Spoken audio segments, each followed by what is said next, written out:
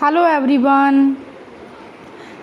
Today in this video we are going to discuss new industrial policy of 1991, its components and its impact. New industrial policy of 1991 ये आप लोग 10th में भी पढ़कर आए हैं इकोनॉमिक्स वगैरह में, एसएसटी में, और 11th वगैरह में भी आपने ये इकोनॉमिक्स में पढ़ा होगा।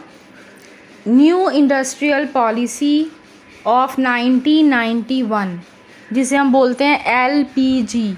एलपीजी की फुल फॉर्म है यहाँ पर लिबरलाइजेशन, प्राइवेटाइजेशन एंड ग्लोबलाइजेशन।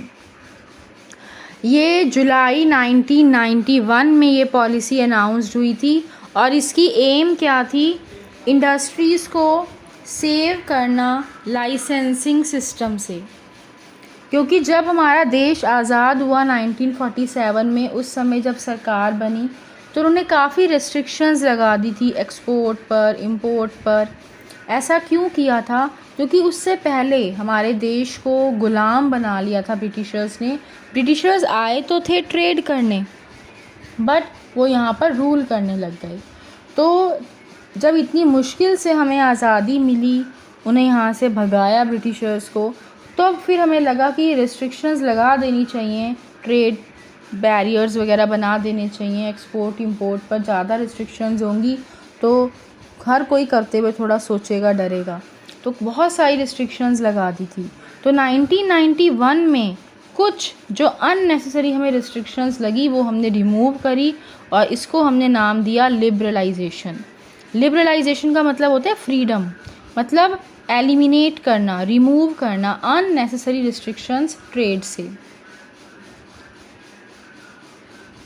जिससे इजीली लाइसेंस वगैरह मिल सके, इजीली हम अपना वर्क वगैरह कर सकें बिज़नेस में। फिर उसके बाद प्राइवेटाइजेशन का यहाँ पर क्या मतलब था कि जब 1947 में देश आज़ाद हुआ, उस समय लोगों के पास इतना पैसा नहीं था कि वो ज़्यादा फैक्ट्रीज़, इंडस्ट्रीज़ वगैरह खोल सकें, तो सब पब्लिक सेक्टर ने ही यहाँ पर इंडस्ट्रीज़ वगैरह खोली। तो धीरे धीरे 1991 तक हालत थोड़ी सुधर चुकी थी, लोग संभल चुके थे, लोगों के पास पैसा था। तो अब उन्होंने क्या करा, पब्लिक सेक्टर के रोल को थोड़ा कम करा, प्राइवेट सेक्टर में अब इंडस्ट्रीज़ वगैरह इंक्रीज़ हो गई। पब्लिक सेक्टर की कुछ इंडस्ट्रीज़ प्राइवेट सेक्टर में सेल हो गई, पब्लिक सेक्टर ने अपने शेयर्स सेल कर दिए प्राइवेट सेक्टर को। तो इस तरह से प्राइवेट सेक्टर का रोल बढ़ा और पब्लिक सेक्टर का रोल रिड्यूस हुआ। और इसमें थर्ड वर्ड है ग्लोबलाइजेशन। ग्लोबलाइजेशन का मतलब क्या है कि अब कोई भी फॉरेन कंपनी हमारी इंडियन मार्केट में आकर आराम से अपना बिज़नेस वगैरह कर सकती है। तो इस चीज़ को काफ़ी एनकरेज किया गया। तो ग्लोबलाइजेशन में क्या हुआ, पूरा वर्ल्ड एक सिंगल मार्केट बन गया। तो ये न्यू इकोनॉमिक पॉलिसी आई एलपीजी, लिबरलाइजेशन, प्राइवेटाइजेशन, ग्लोबलाइजेशन। अब इसका क्या इम्पैक्ट हुआ हमारे बिज़नेस पे, हमारे ट्रेड पर, हमारे इंडिया की इंडस्ट्रीज़ पर।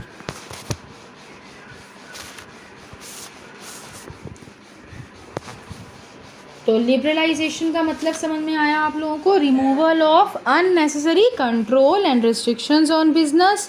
Privatisation means giving greater role to the private sector in the nation building process and reduce the role of the public sector. और globalization means integration of various economies of the world leading towards the emergence of cohesive global economy. अब ये policy आ तो गई, अब इसका impact क्या हुआ हमारे बिज़नेस पर, हमारी इंडस्ट्रीज़ पर। सबसे पहला इम्पैक्ट अगर हम देखें तो कंपटीशन बहुत बढ़ गया, क्योंकि अब फॉरेन कंपनीज़ भी आ चुकी हैं यहाँ पर। जैसे मान लीजिए आप देखो इलेक्ट्रॉनिक्स में ही देख लीजिए, आप टीवी, फ्रिज, मशीन, माइक्रोवेव कुछ भी लेने जाओ, एसी, तो उसमें कितनी सारी कंपनीज़ हैं, है ना। उसमें कितनी सारी तो फॉरेन कंपनीज़ हैं, एलजी, सैमसंग, वर्लपूल, है ना।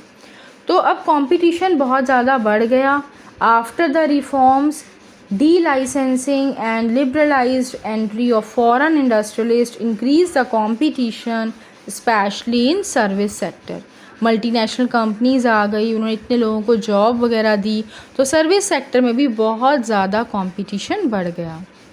उसके बाद दूसरा इम्पैक्ट देखने को मिला कि जो हमारे कस्टमर्स थे उनके पास बहुत ज़्यादा चॉइस हो गई, तो वो बहुत ज़्यादा डिमांड करने लगे, मोर डिमांडिंग कस्टमर्स, है ना। अगर हमें एक चीज़ लेनी होती है हम कितनी सारी वैरायटी देखते हैं, उसमें से एक चीज़ फाइनल सेलेक्ट करते हैं। तो economic reforms have encourage the theory of consumerism, अब कंज्यूमर मार्केट का किंग हो गया। Has created a buyers market in India, अब जो कस्टमर को चाहिए, जो उसकी पसंद है, उसके अकॉर्डिंग गुड्स बनने लग गए। थर्ड अगर हम इम्पैक्ट देखें तो रैपिडली चेंजिंग टेक्नोलॉजिकल एनवायरनमेंट, क्योंकि बाहर से जो इंडस्ट्रीज़ आई वो अपने साथ अपनी न्यू टेक्नोलॉजी, एडवांस टेक्नोलॉजी लेकर आई, तो उससे क्या हुआ, जल्दी जल्दी टेक्नोलॉजिकल एनवायरनमेंट में भी चेंजेस आने शुरू हो गए। Increased competition has made it necessary for manufacturers to adopt the latest technology in production, improving the quality of products to reduce the cost of production, creates tough challenges before smaller firms। तो जो हमारी India की small firms थी उनके सामने एक challenge हो गया, अब उन्हें भी लेटेस्ट टेक्नोलॉजी यूज़ करनी पड़ेगी। क्यों? क्योंकि उससे कॉस्ट ऑफ प्रोडक्शन रिड्यूस होती है, क्वांटिटी इंक्रीज़ होती है प्रोडक्शन की। अगर वो ऐसा नहीं करते तो वो कंपटीशन में पीछे रह जाएंगे। और क्या इम्पैक्ट हुआ? नेसेसिटी फॉर चेंज, अगर हम ना भी चाहें तो भी हमें चेंज करना पड़ेगा, ज़रूरी हो गया, तभी हम सर्वाइव कर पाएंगे। New economic policy made the business more volatile, enterprises have to continuously modify their operations and policies to survive in the market। अगर आपको मार्केट में सर्वाइव करना है तो आपको कॉन्टीन्यूसली चेंजेस करने पड़ेंगे, जैसे जैसे मार्केट में चेंजेस आ रहे हैं, अदरवाइज़ आप पीछे रह जाएंगे और कंपनीज़ के प्रोडक्ट्स ज़्यादा सेल हो जाएंगी, आपकी प्रोडक्ट्स को कोई ख़रीदेगा ही नहीं।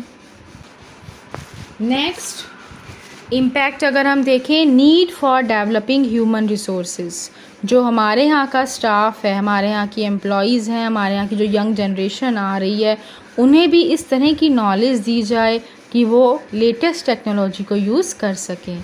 On the job training, of the job training, इस तरह के कोर्सेज़ वगैरह एम्प्लॉयज़ को दिए जाएं जिससे उनकी नॉलेज अपडेट हो।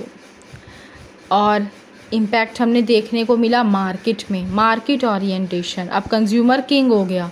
पहले क्या होता था, जो भी आप बना के दे दो कंज्यूमर्स ख़रीद लेते थे, बट अब पहले कंज्यूमर्स की डिमांड की स्टडी की जाती है, उसके अकॉर्डिंग गुड्स बनाए जाते हैं। तो अब क्या हो गया, मार्केट ओरिएंटेड, मतलब अब कंज्यूमर किंग हो गया, अब मार्केटिंग कंसेप्ट आ गया। Due to competition firms analyse market first, अब पहले मार्केट में जाके देखा जाता है कि क्या क्या चल रहा है, उसके अकॉर्डिंग फिर प्रोडक्शन की जाती है जिस हिसाब से रिक्वायरमेंट हो। तो इस तरह से मार्केट ओरिएंटेड कंसेप्ट आया। जिनका सब्सक्राइब बटन रेड कलर का है वो चैनल को सब्सक्राइब करने के लिए उस पर क्लिक करें और बेल आइकन भी प्रेस करें।